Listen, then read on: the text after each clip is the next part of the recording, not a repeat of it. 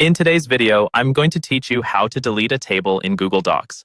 Whether you're tidying up a document after a brainstorming session or simply trying to keep things neat and organized, knowing how to remove a table can be incredibly useful. Maybe a table was initially part of your layout plans but is no longer needed. Or perhaps you've decided on a different way to present your information. Whatever the reason, removing a table in Google Docs is straightforward and only takes a few simple steps. To begin with, make sure you have your Google Doc open. If you're not already signed in, go ahead and log into your Google account and navigate to Google Docs. Once there, open the document that contains the table you want to delete.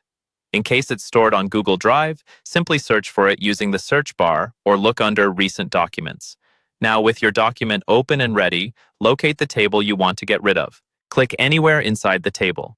You don't have to be too precise about where you click as long as it's within the bounds of the table. Clicking inside the table helps Google Docs recognize that you want to perform an action related to that specific element. Next, we'll need to bring up the context menu. To do this, right-click on your mouse or trackpad while still inside the table.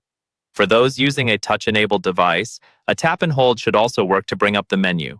When the context menu appears, you'll be presented with a variety of options that can be applied to your table.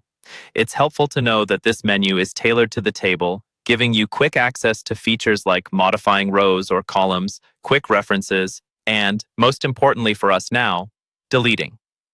From this context menu, you'll see an option labeled Delete Table. Move your cursor down and click on this option. Instantly, the table, alongside all the data or contents it held, will be removed from your document. This action erases the whole table structure, clearing the space for you to reformat or input new data as you wish. And that's all there is to it. With just a few clicks, you can remove any table from your Google Doc efficiently.